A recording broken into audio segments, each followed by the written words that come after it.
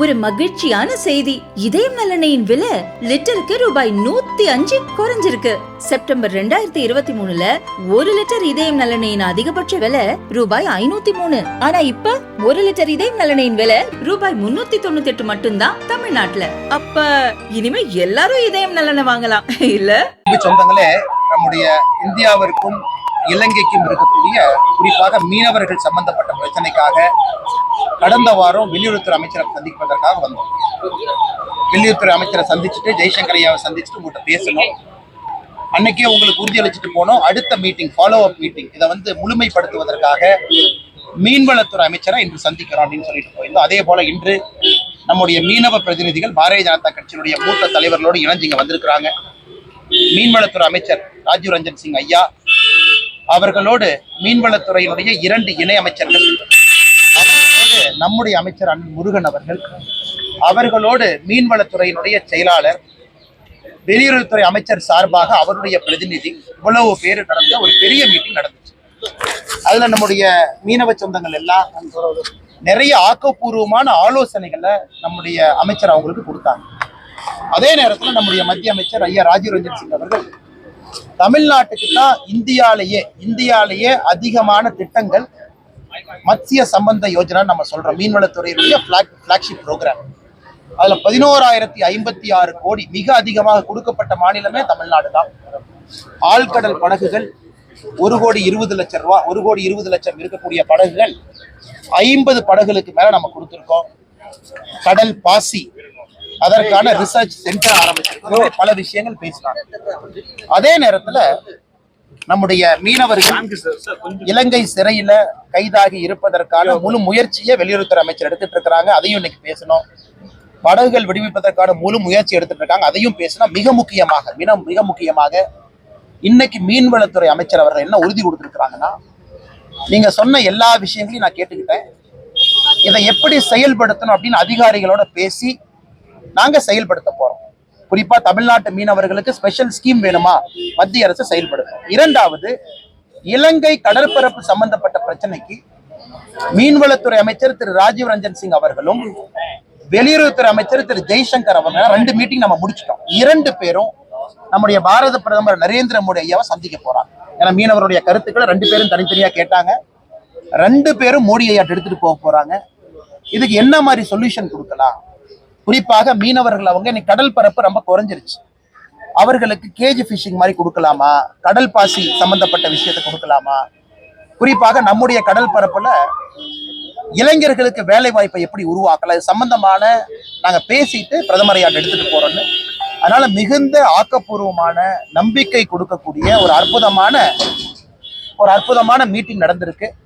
நம்முடைய மீனவ பிரதிநிதிகளும் ரொம்ப சந்தோஷப்பட்டாங்க. எனக்கு கிட்டத்தட்ட 1.5 மணி நேரத்துக்கு மேல அமைச்சர் நேரம் கொடுத்து பேசியிருக்காங்க. அதனால இந்த செய்தியை முதல்ல பத்திரிகை நண்பர்களுக்கு தெரியப்படுத்துறோம். அதை தாண்டி உங்களுக்கு கேள்விகள் இருக்கும், ஒன்னொன்னா கேளுங்கன்னா பதில் சொல்லுங்க. சார், எடப்பாடி பழனிசாமி அவர்கள் அமித்ஷாஜியை சந்திச்சுட்டு போயிருக்காங்க நேற்று முன்தினம். அந்த சந்திப்பிற்கு பிறகு முதல் முறையாக நீங்க தலைநகர் டெல்லிக்கு வந்திருக்கீங்க. உள்துறை அமைச்சர் அமித்ஷாவை சந்திக்க நேரம் கேட்டிருப்பதாக தெரிகிறது. சந்திப்பு இருக்கா? ஆனா நேற்று நான் பார்த்தேன், நம்முடைய உள்துறை அமைச்சருடைய இல்லத்திற்கு வெளியே நம்முடைய பத்திரிகை நண்பர்கள் 2 பேர் இருந்தீங்கன்னா, நான் அதனால எதையும் மறைக்க விரும்பல. நான் உள்துறை அமைச்சர் அமித்ஷா அவர்கள் நான் சந்திச்சிட்டேன். அதே போல நம்முடைய தேசிய தலைவர் ஐயா நட்டா அவர்களையும் சந்திச்சிருக்கேன். அதே போல நம்முடைய அமைப்பு பொதுச்செயலாளர் ஐயா சந்தோஷ் அவர்களையும் சந்திச்சிருக்கேன். 3 பேர் என்ன அதிகாரப்பூர்வமா நம்ம சந்திக்கணுமோ சந்திச்சிருக்கோம். குறிப்பாக தமிழக பாரதிய ஜனதா கட்சியினுடைய கட்சி வளர்ச்சி எப்படி நம்ம வளர்ந்து கொண்டிருக்கிறோம், என்ன செஞ்சுட்டு இருக்கோம். 2026 தேர்தலை பொறுத்தவரை ஒரு விஷயத்துல நாம் எல்லோரும் தெளிவாக இருக்கின்றோம். இது தமிழகத்திற்கு மிக முக்கியமான தேர்தல் என்பதுல நம்ம தெளிவா இருக்கோம். ஏன்னா நாங்க இன்னைக்கு பாரதிய ஜனதா கட்சி, நாங்க இன்னைக்கு ஆளுகின்ற கட்சி திராவிட முன்னேற்ற கழகத்தின் மீது நம்ம குற்றம் சுமத்துறோம். அவர்கள் செய்யக்கூடிய தவறுகள் எங்களுடைய பார்வையில மக்கள் முன்னாடி எடுத்து வைக்கிறோம். அதனால் எங்களை பொறுத்தவரை, குறிப்பாக என்னை பொறுத்தவரை மாநில தலைவராக இந்த விஷயத்துல 2026 தமிழக மக்களுடைய நலனுக்கான தேர்தல் என்று நான் பார்க்கின்றேன். அதான் கட்சி பார்க்கிறோம், தலைவர்கள் எல்லாரும் பார்க்கிறோம். அதுல அடுத்த கேள்வி நீங்க கேட்பீங்க, அப்படி பார்க்கும் பொழுது கூட்டணி எல்லாம் எப்படி? கூட்டணிக்கான நேரம், காலம், அவகாசம் அதற்கு இன்னும் ரொம்ப தூரம் இருக்கணும். இன்னும் உங்களுக்கு கிட்டத்தட்ட 9 மாசம் 10 மாசம் இருக்கு. இன்னும் நிறைய விஷயங்கள் கிரவுண்ட்ல நடந்துகிட்டு இருக்கு. இன்னைக்கு கட்சி நலன் முக்கியம். பாரதிய ஜனதா கட்சி எப்படி போகணும்னு முக்கியம். அதை விட முக்கியம் தமிழக மக்களுடைய நலன். கட்சி வளர்ச்சி முக்கியமா, தமிழக மக்களுடைய நலன் முக்கியம்னு கேட்டீங்கன்னா தமிழக மக்களுடைய நலன் இன்னைக்கு முக்கியமா இருக்கு. அதனால இது எல்லாம் பேசியிருக்காங்க, நம்முடைய மூத்த தலைவர்கள் ஆலோசிக்கிறாங்க. அதனால கூட்டணி சம்பந்தமாக தகுந்த நேரத்துல நம்முடைய தலைவர்கள் பேசுவாங்க. ஸோ மாநில தலைவராக என்னுடைய கருத்து என்ன சொல்லணும் தலைவர்களுக்கு சொல்லியிருக்கேன். ஃபீட்பேக் என்ன தலைவர்களுக்கு சொல்லியிருக்கேன். அதே நேரத்தில் 2026 திராவிட முன்னேற்ற கழகம் தமிழகத்துல ஆட்சியிலிருந்து இறக்கப்பட வேண்டும் என்கின்ற தொண்டர்களுடைய கருத்தையும் நம்முடைய தலைவர்களுக்கு தெரிவிச்சு. மாநில மக்களுடைய நலனுக்காக இருக்கிற அப்படின்னு சொல்றீங்க. அதே சமயத்துல அதிமுகவினுடன் பாஜக கூட்டணி உறுதி செய்யப்பட்டது அப்படின்றது நேற்றுக்கு முந்தினத்துல இருந்தே தகவல் தெரிகிறது. இதை அண்ணாமலை அவர்கள் எப்படி பார்க்கிறார்? நீங்க பாஜக கூட்டணியில அதிமுக வருவதை நீங்க எப்படி வரவேற்கிறீர்களா? கூட்டணியை பற்றி இப்போதைக்கு பேச வேண்டிய அவசியம் இல்லை. காரணம் என்னன்னா, சாரி உங்களுக்கு அந்த டிஸ்டர்பன்ஸ் இருக்கு. கூட்டணியை பற்றி இப்போதைக்கு பேச வேண்டிய அவசியம் இல்லை. காரணம் என்னன்னாங்கன்னா, நேரம் காலம் ரொம்ப தூரம் இருக்கு. 2026 ஏப்ரல் மேல வரக்கூடிய தேர்தல். இன்னைக்கு நாம மார்ச் முடியும் தருவாயில் இருக்கு. கிட்டத்தட்ட ஒரு ஆண்டு முழுமையா நமக்கு இருக்கு. 10 மாத காலம் தேர்தல் சுட்டுக்கு இருக்கு. அதனால எங்களை பொறுத்தவரை ஒரு கட்சியினுடைய மாநில தலைவராக இங்க வந்து கருத்துக்களை சொல்லலாம், தொண்டர்கள் என்ன நினைக்கிறாங்கன்னு சொல்லலாம், மாநிலத்துல அரசியல் களம் எப்படி இருக்குன்னு சொல்லலாம். நான் ஏற்கனவே உங்களுக்கு சொன்ன பாருங்க, மாநிலத்தில் இருக்கக்கூடிய தமிழக மக்களுடைய நலனை பிரதானப்படுத்த வேண்டும் என்கின்ற கருத்தை நானும் ஏற்கிறேன். தொண்டர்கள் தலைவர்கள் எல்லாரும் சொல்ற கருத்து 2026 திராவிட முன்னேற்ற கழகம் ஆட்சியிலிருந்து இறக்கப்பட வேண்டும் என்கின்ற கருத்தை ஏற்றுக்கிறோம். எங்களுடைய எதிரி யாருன்னா திராவிட முன்னேற்ற கழகம், அவங்களுடைய கூட்டணி இன்னைக்கு ஆட்சியிலிருந்து இறக்கப்பட வேண்டும் என்பதுல தெல்ல தெளிவா இருக்கும். அதே நேரத்துல இன்னும் கொஞ்ச நாள்ல, இன்னும் சில நாட்கள்ல உங்களுக்கு நம்முடைய மாநில தலைவர்களுடைய தேர்தல், தேசிய தலைவர்களுடைய தேர்தல் எல்லாமே பாத்தீங்கன்னா அந்த இடத்துல நாம் இருக்கோம். அந்த அமைப்பு பருவத்தில் நாம் இருக்கோம். பாரதிய ஜனதா கட்சியை பொறுத்தவரை மாவட்ட தலைவர்களுடைய தேர்தல் நம்ம முடிச்சிட்டோம். அந்த நேரத்துல என்னுடைய கருத்துக்கள் நான் தெரிவிக்கிறேன்னா இன்னைக்கு நான் பேச மாநில தலைவர்ன்ற இதுல வச்சு பார்க்கும்போது அண்ணாமலை வந்து அதிமுக பாஜக கூட்டணி வருவதை நீங்கள் ஆதரிக்கிறீர்களா இல்ல ஏற்றுக்கொள்கிறீர்களா? அண்ணா, கூட்டணியை பற்றி அது எந்த கட்சியாக வேண்டுமானாலும் இருக்கட்டும், கூட்டணியை பற்றி பேச வேண்டிய நேரத்துல நாங்க பேசுறோம். இன்னைக்கு தமிழகத்தினுடைய அரசியல் களம் எப்படி இருக்கு, மக்கள் என்ன விரும்புறாங்க அப்படிங்கறத ஒரு கட்சி பிரதிபலிக்க வேண்டிய கட்டாயமும் கடமையும் எங்களுக்கு இருக்கு. கூட்டணியை பற்றி நிச்சயமாக பேச வேண்டிய நேரத்துல பேசுறோம். மிக குறிப்பாக அண்ணாமலைன்னு ஒரு வார்த்தையை பயன்படுத்தி, இந்த கட்சியினுடைய தொண்டன் மாநில தலைவராக இருந்தாலும் எனக்குன்னு தனிப்பட்ட கருத்துக்கள் எதுவும் இல்லை. கட்சி முதன்மையானது, கட்சி முக்கியமானது, கட்சிக்காகத்தான் நாங்க எல்லாருமே இங்க இருக்கோம். எந்த மாற்று கருத்தும் இல்லை. இந்த கட்சியில மட்டும்தான் ஜனநாயக முறையும் நடக்கும். ஒரு தலைவராக இருந்தாலும் தொண்டராக இருந்தாலும் கூப்பிட்டு கருத்து கேட்கறது, நம்முடைய கருத்துக்களை கேட்கறது, நாங்களே எங்களுடைய ஆலோசனைகளை சொல்றது, அதை எல்லாமே பாரதிய ஜனதா கட்சியினுடைய மூத்த தலைவர்கள் உள்வாங்கி இருக்கின்றார்கள். மிக விரைவில் மாநில தலைவருடைய தேர்தல் அதெல்லாம் நடக்க இருக்கும் பொழுது நான் பேசுறேன். தமிழக மீனவர்கள் வந்துட்டு ரொம்ப ஆண்டு காலமாக வந்துட்டு பாதிக்கப்பட்டிருக்காங்க இலங்கை மீனவர்களால. ஒரு முறை கூட வந்து நம்ம இந்திய கடற்படை வந்துட்டு அதற்கான ஸ்டெப் எடுத்திருக்கா அவங்களை காப்பாத்துறதுக்கோ இருக்கோ, இல்ல இலங்கை கடற்படை தான் அவங்களை வந்துட்டு நம்ம தமிழக மீனவர்களை வந்து அடிச்சு இது பண்ணி எடுத்துட்டு போறாங்க. இலங்கை மீனவர்களுடைய படகுகள் இன்னைக்கு நாகப்பட்டினத்துல சிறைப்பிடிக்கப்பட்டிருக்கிறது. இலங்கை மீனவர்களுடைய படகுகளும் நம்முடைய கோஸ்ட் கார்டு கைப்பற்றி நம்முடைய பார்டர் பக்கத்துல யாராச்சும் வர்றாங்க தாண்டாங்கன்னா பிடிச்சி நாமளே வச்சிருக்கோம். இன்னைக்கு 7 படகுகளுக்கு மேல நம்ம பக்கத்துல இருக்கு. அதே நேரத்துல ஒரு நிமிஷம் இஷ்யூ தெரிஞ்சுட்டு பேசுறேன். இதுல இஷ்யூ வந்து மெயின் இஷ்யூ என்னன்னா, இன்டர்நேஷனல் பார்டரை தாண்டும் பொழுது பிடிக்கிறாங்க. நம்முடைய ஆர்கியூமெண்ட் என்னன்னா, தமிழக மீனவர்கள் வேண்டுமென்ற இன்டர்நேஷனல் பார்டரை தாண்டல அப்படிங்கறத நம்ம ஆர்கியூமெண்ட். ஏன்னா 1921 இண்டோ ஸ்ரீலங்கன் அக்கார்டு இருந்துச்சு. அப்போ ஒரு பார்டர் கச்சத்தீவை தாண்டி இன்டர்நேஷனல் பார்டர் இருந்துச்சு. 1974 கச்சத்தீவு கொடுத்த பிறகு பார்டர் மாறிடுச்சு. அப்ப 4000 சதுர கிலோமீட்டரை நம்ம இலங்கைக்கு இழந்திருக்கோம். இன்னைக்கு நம்முடைய மீனவர்கள் பார்டரை தாண்டாங்கன்னா எந்த மீனவனும் வேண்டுமென்றே தாண்டுவது கிடையாது. அந்த மாதிரி பார்டர் அமைஞ்சிருக்குங்க. அங்க மட்டும்தான் உங்களுக்கு மீன் வரத்து இருக்கு. 74 வரைக்கும் பிரச்சனை இல்லாம இருந்தவங்க காங்கிரஸ் ஆட்சி கச்சத்தீவு கொடுத்த பிறகுதான் பிரச்சனை ஆரம்பிச்சிருக்கு. இன்னைக்கு அதற்கான தீர்வு, இன்னைக்கு நம்முடைய மீனவர்களுக்கு வாழ்வாதாரத்தை என்ன கொடுக்கலாம், அதற்கு தான் தீர்வை நோக்கி நம்ம போக ஆரம்பிச்சிருக்கோம். இந்த 2 மீட்டிங் கூட டெல்லியில வெளியுறவுத்துறை அமைச்சராக இருக்கட்டும், மீன்வளத்துறை அமைச்சராக இருக்கட்டும், நம்முடைய மீனவ சொந்தங்கள் அங்க அங்க ஃபிஷ் இருக்குன்னு போறாங்க, மீன் இருக்குன்னு போறாங்க. வேற ஏதாச்சும் பெட்டர் ஆல்டர்னேட் பண்ண முடியுமா? வேற ஏதாச்சும் திட்டங்கள் கொண்டு வர முடியுமா? கேஜி ஃபிஷிங்கை உருவாக்கலாமா? கடல் பாசி திட்டங்களை மேம்படுத்தலாமா? இல்ல ஆழ்கடல் படகுகளை இன்னும் அதிகப்படுத்தலாமா சப்சிடிய? இது போன்ற பல விஷயங்கள் அமைச்சர் முன்னிலையில் இருக்கு. அதனால் நிச்சயமாக இதற்கு ஒரு நிரந்தரமான தீர்வு கொடுப்பதற்கான எல்லா முயற்சியும் எடுத்துக் கொண்டிருக்கின்றோம். சார், அமித்ஷாஜியை சந்திக்கும் போது இந்திய கடற்படை வந்து நம்ம தமிழக மீனவர்களை காப்பாத்துக்கான வாய்ப்பு இருக்கா? அதுக்கான உறுதி தர்றதுக்கான உறுதி இந்திய கடற்படையை பொறுத்த வரைக்கும் அவங்க நம்ம பார்டருக்குள்ளதான் அவங்க காப்பாற்ற முடியும். நம்ம பார்டரை தாண்டினா இந்திய கடற்படை என்ன பண்ண முடியுங்கண்ணே? இன்னைக்கு நம்ம பிரச்சனையே, நான் சொல்வது, வேண்டுமென்றே எந்த ஒரு மீனவ சொந்தமும் வேண்டுமென்ற இன்டர்நேஷனல் பார்டரை தாண்டது இல்ல. அவங்களுக்கு மீன் பிடிக்கக்கூடிய கடற்பரப்பே ரொம்ப குறைவா இருக்கு. அதுதான் நம்ம ஆர்கியூமெண்ட். அதற்கான தீர்வை நோக்கி நம்ம போயிட்டு இருக்கோம். நம்முடைய இந்தியன் கோஸ்ட் கார்டு எப்படி இன்டர்நேஷனல் பார்டரை தாண்ட முடியும்னா, நம்முடைய இன்டர்நேஷனல் பார்டருக்குள்ள ஸ்ரீலங்கன் நேவி வந்தாங்கன்னா நம்ம தட்டி தூக்கிட்டு வந்துருவோம். அப்படிலாம் யாரும் வர்றது கிடையாது. அதனால இன்னைக்கு மீனவ சொந்தங்களுக்கு பெர்மனன்ட் சொல்யூஷனுக்காக போராடி கொண்டிருக்கிறது தமிழக பாரதிய ஜனதா கட்சி. தமிழ்நாட்டு எலெக்ஷன்ல முடிச்சிட்டீங்க வரேன். டிஎம்கேக்கும் டிவிகேக்கும் தான் போட்டி அப்படின்னு சொல்லி விஜய் சொல்லிருக்காரு. பாஜக அதிமுக இல்லன்றாரு. இந்த மாதிரி ஆனா மக்கள் வந்து ரெண்டு விஷயத்த பார்ப்பாங்க. மக்கள் எல்லாமே ரெண்டு விஷயத்த பார்ப்பாங்க. இப்ப நாங்க கால் கடக்க மீனவர்கள் அழைத்து கொண்டு வந்து வார வாரம் டெல்லியில வேலை செஞ்சுக்கிட்டு இருக்கோம். நேற்று ட்ரெயின் விடுறோம். இன்னைக்கு மீனவ பிரச்சனையை தீர்ப்பதற்கான போராட்டத்தில் இருக்கோம்.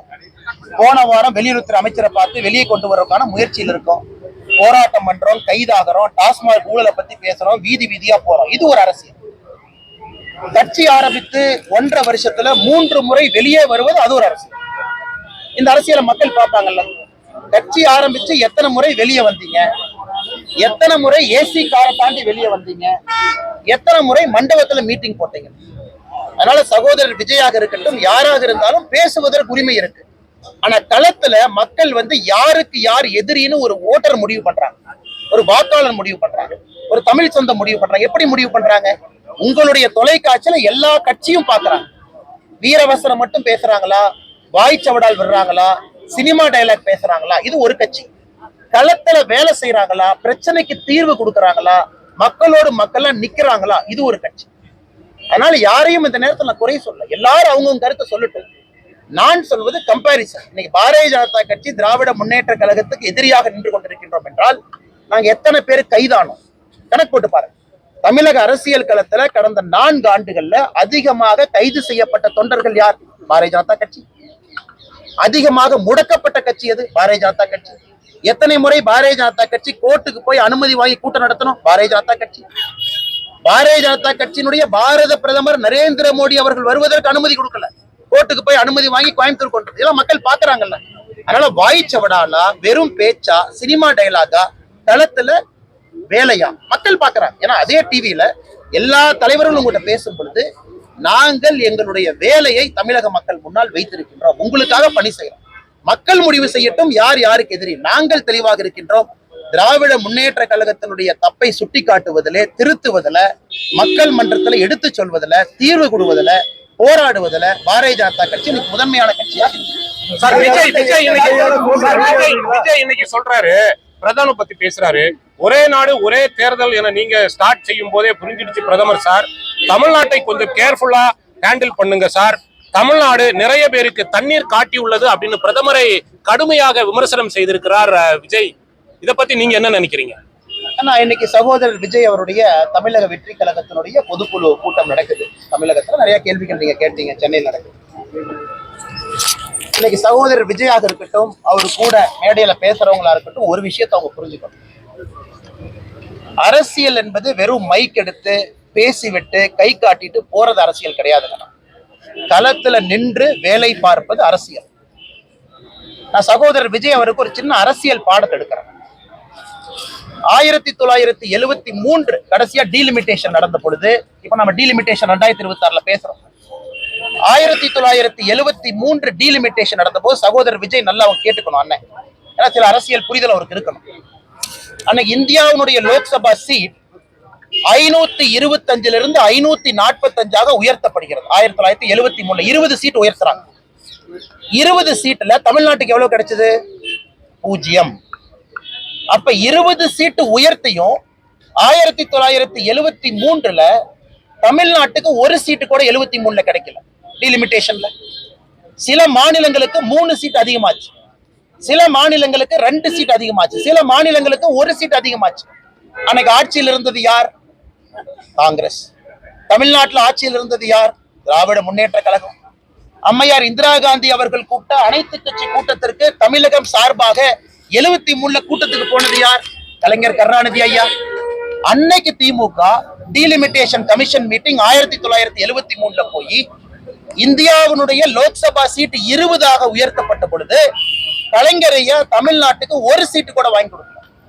அப்ப நியாயப்படி விஜய் அவர்கள் குற்றச்சாட்டு வைக்கிறாருன்னா யாரு மேல வைக்கணும்? இதற்கு முன்னாடி டீலிமிட்டேஷன் நடந்த பொழுது ஆட்சியில யார் இருந்தாங்க? அப்ப தண்ணி விஜய் அவர் யாரு காட்டணும்? காங்கிரசுக்கும் திமுகவும் காட்டணும். 2026 நாங்க பண்ற டீலிமிட்டேஷன் ஒருவேளை வரும் பொழுது குறைவா இருந்தா பத்திரிகை நண்பர்கள் சொல்லுங்க, அண்ணா என்ன யூபி 10 கொடுத்தீங்க, தமிழ்நாட்டுக்கு 2 தான் கொடுத்திருக்கீங்க. நான் ஆதாரத்தின் அடிப்படையில பேசுறேன். அதனால சகோதரர் விஜய் அவர்கள் பேசும்பொழுது ஒரு அரசியல் புரிதலோடு பேசணும். சார், ஏன் அப்போ விஜய் அவர்கள் பிரதமரை இந்த கூட்டத்துல வந்து கடுமையாக விமர்சிக்கிறார்?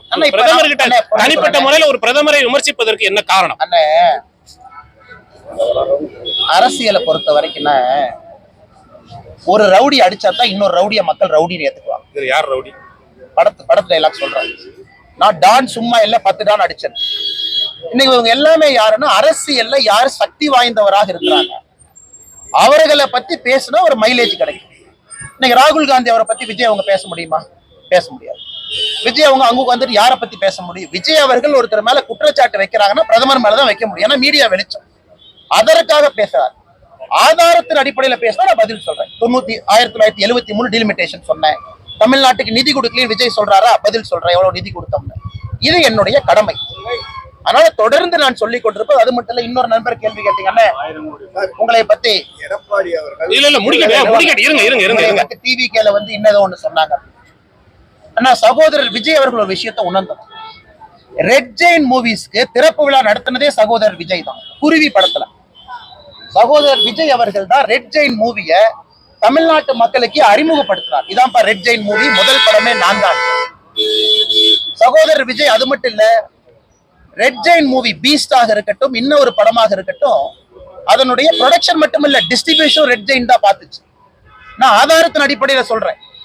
யாராச்சும் ஒருத்தர் எங்க மேல குற்றச்சாட்டு வைக்கிறாங்க, பாரதிய ஜனதா கட்சியின் மீது வைக்கிறாங்கன்னா சகோதரர் விஜய் அவர்களும் அவருக்கு கேள்வி கேட்டுக்கணும். ரெட் ஜெயின் படத்தை முதலாக குருவி மூலமாக தமிழ்நாட்டுக்கு அறிமுகம் செஞ்சது யாரு? இன்னைக்கு மீடியா இண்டஸ்ட்ரி எல்லாமே ஒரு தனிப்பட்ட நபருடைய கட்டுப்பாட்டில் இருக்கு, ஆதிக்கத்தில் இருக்குன்னா, உதயநிதி ஸ்டாலின் ஆதிக்கத்தில் இருக்குன்னா, ரெட் ஜெயின் மூவிக்கு தேங்காய் உடைச்சு பூஜை போட்டது யாரு? இன்னைக்கு எல்லாம் மேடையில் ஏறி இன்னைக்கு வாய்க்கிலேயே டிவிக்கேல சில பேர் பேசுறாங்க. டிவிக்கேல சில பேர் பேசுறாங்க, அண்ணாமலை இப்படி அண்ணாமலை அப்படி. ஆனா அவங்களுக்கு நான் பதில் சொல்லணும், தப்பா போயிருந்தேன். இன்னைக்கு டிவிக்கேல ஒருத்தர் திமுகல உட்கார்ந்தார். திமுகக்கு வேலை பார்த்தார் லாட்டரி பணத்தை வச்சு. திமுகல இருந்து விசிகேக்கு தாவுனார் லாட்டரி பணத்தை வச்சு. விசிகேல இருந்து இன்னைக்கு விஜய்க்கு தாவி இருக்கார். அவரோட ஐடியா என்னன்னா, தமிழக வெற்றி கழகத்தை லாட்டரி விற்பனை கழகமா மாத்தணுங்கிறது அவர் ஐடியா. தமிழக வெற்றி கழகங்கிற பேர் சரியில்லை, இதை லாட்டரி விற்பனை கழகமா மாத்திட்டோம்னா நல்லா இருக்குங்கிறதுக்காக இன்னைக்கு விஜயோட போய் இணைஞ்சிருக்காரு. இன்னைக்கு அவங்க என்னைய பத்தி குறை சொல்றாங்க. தமிழ்நாட்டுல ஊழலை உடைத்து பேசுவதில் நம்பர் 1 பாரதிய ஜனதா கட்சி. மக்கள் மன்றத்துல இருப்பது பாரதிய ஜனதா கட்சி. பிரச்சனைகள்ல மாட்டி இருப்பது பாரதிய ஜனதா கட்சி. ஆளுங்கட்சியினுடைய வழக்கு, அவதூற பேச்சுக்கள். அதனால எங்களைய பார்த்து யாராவது டிஎம்கேக்கு ஆதரவா நாங்க செயல்படுறோம்னா நீங்க யோசிச்சுங்க அவங்க பேச்சு எப்படிப்பட்ட பேச்சு. கடந்த உங்க தலைவரையே இவ்வளவு பெரிய விமர்சனமாக்கி என்ன சொல்ல விரும்புறீங்க? இபிஎஸ் வந்து அமித்ஷாவை பார்த்ததுக்கு அப்புறம் முன்னாடி இருந்த உங்களுக்கு அதிமுகவுடனான ஒரு மோதல் போக்கு எப்படி போகும் உங்களுக்கு? மோதல் போக்கு இல்லைன்னே, நான் வந்து எதுக்குன்னே செருப்பெல்லாம் விட்டுட்டு எதுக்குன்னே ரோட்ல உங்களை பேசிட்டு இருக்கேன். இல்ல அதுதான் என் கட்சியை வளர்த்தணும்னு நான் நிக்கிறேனே. என் தொண்டை செத்து போய் 50 வருஷம் 60 வருஷமா பிஜேபி வளருமா வளராதான்னு என் தொண்டை நின்றுட்டு இருக்கான். I am answerable to my cadre. என்னுடைய ஆக்டிவிட்டி எல்லாமே மாநில தலைவராக என்னுடைய கட்சியை வலிமைப்படுத்துவதற்கு தான் நான் உழைக்கிறேன். அதே நேரத்தில் 2027 பொறுத்த வரைக்கும் ஒரு வார்த்தையை நான் பயன்படுத்தினேன், தமிழக மக்களுடைய நலன் சில நேரத்துல கட்சியினுடைய நலனை விட முக்கியத்துவம் வாய்ந்ததாக இருக்கிறது. அதனால என்னை பொறுத்தவரை எந்த பொறுப்பிலும் வேலை செய்வதற்கு நான் தயார். தொண்டனாக வேலை செய்வதற்கும் தயார். என்னால யாருக்கும் எப்பவும் பிரச்சனை வராது. கட்சி தலைமை அதிமுக கூட்டணியில் சேர்வதற்கு ஒத்துக்கொண்டால் அண்ணாமலை ஏற்றுக்கொள்வாரா? கட்சி தலைமை அண்ணாமலை ஏத்துக்கிறாரு, அண்ணாமலை ஏத்துக்கல அப்படிங்கிற பிரச்சனையே இல்லைங்க. என்னுடைய வேலை என்னவோ அது தொண்டனாக கூட நான் செய்வேன். தலைவர் என்கின்ற பதவி இருந்தா தான் செய்யணும் என்கின்ற அவசியம் கிடையாது.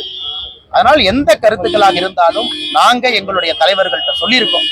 தமிழக மக்களுடைய நலன் முக்கியமானது, முதன்மையானது. அதற்காக அண்ணாமலையை பொறுத்தவரை எதை வேண்டுமானாலும் செய்வதற்கு நான் தயாராக இருக்கிறேன்.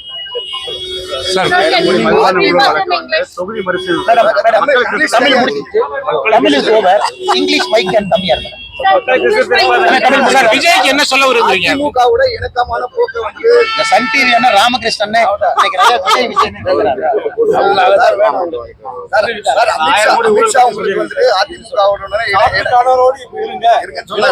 பாருங்க. நீங்க வந்து அமித்ஷாஜிய பாத்தீங்களான்னு கேட்டீங்க.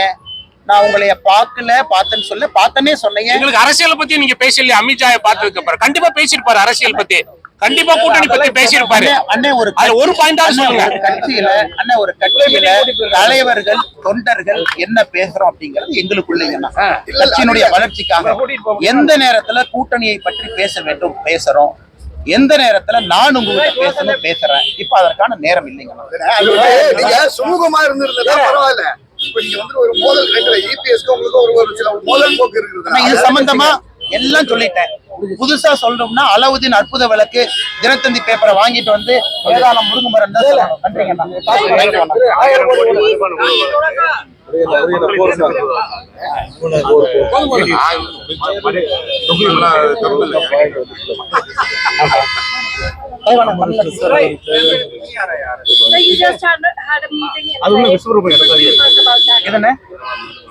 விஸ்வரூபத்தில் தானே இருக்குது.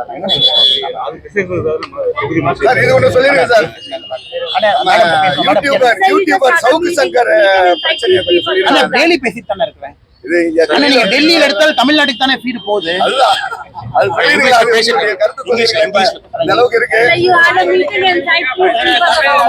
Madam, our Tamil brothers and sisters, fishermen brothers and sisters, of late, close to 100 people, they got arrested by the Sri Lankan Navy. And right from